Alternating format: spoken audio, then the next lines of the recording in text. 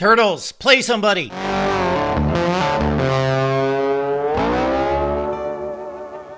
Welcome into the Voice of College Football, breaking down the Big Ten schedules for 2025. We got all over Indiana for a second consecutive year scheduling. No one. Grade schools, basically. So Maryland, we've got to get on you as well. This is pathetic and embarrassing.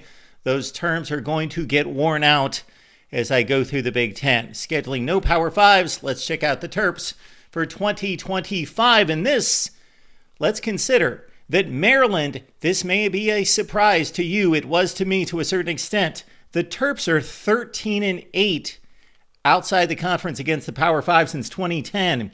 They have played the likes of Virginia, SMU, West Virginia, Syracuse, also UCF, South Florida, a group of five. And of course, they had back-to-back wins against Texas in 2017 and 2018, but could not find an opportunity in the schedule to play anyone other than FAU, Northern Illinois, and Towson. Let's check it out. August 30th will be the historic first meeting of FAU and Maryland in College Park.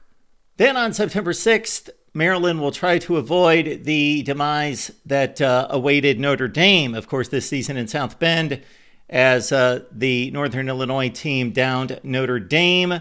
Maryland all-time 2-1 against NIU.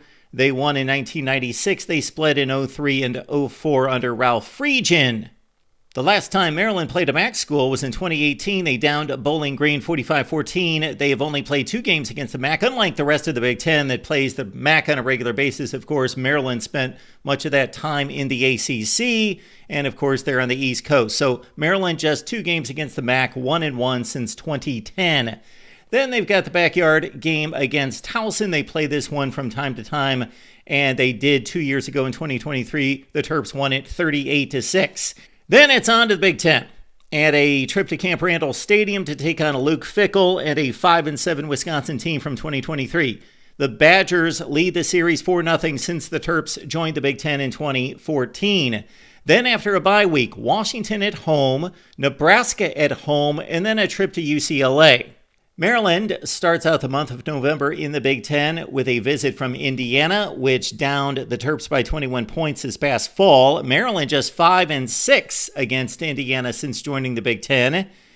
They have won 7 of 11 against Rutgers since both schools joined the Big Ten in 2014, but lost the matchup by 14 points in 2023. At Illinois, these 2 schools have only gotten together 3 times since Maryland joined the Big Ten. Terps have won 2 of 3. And then the date against Michigan, November 22nd. And Maryland quarterback Billy Edwards, transfer portal guy, could be the starting quarterback for Michigan at this point. And Michigan lost the initial matchup against Maryland as Big Ten members in 2014, but have won 8 consecutive games. And then Maryland finishes up, as they often do, at Michigan State. They lost this matchup by 3 points in 2023. And, of course, with Mark D'Antonio and Mel Tucker winning a lot of games at Michigan State, the Terps have won just 3 of 10 against Sparty.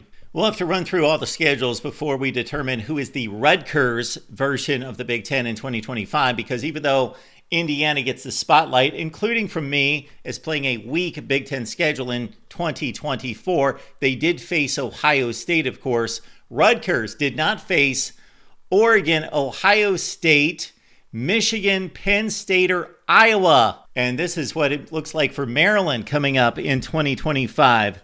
No Ohio State, Penn State, Oregon, or Iowa. A much easier slate of games. Look who replaces whom, transitioning from the 24 schedule to the 25 schedule. All those schools, including Minnesota, USC, and Northwestern off the schedule. Those teams combined for a 34-20 conference record in 2024.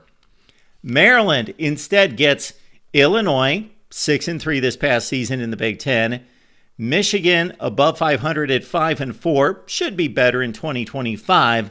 But man, the collection of Washington, Nebraska, Wisconsin, and UCLA comes nowhere close to the teams that we just talked about that Maryland had to face in 2024.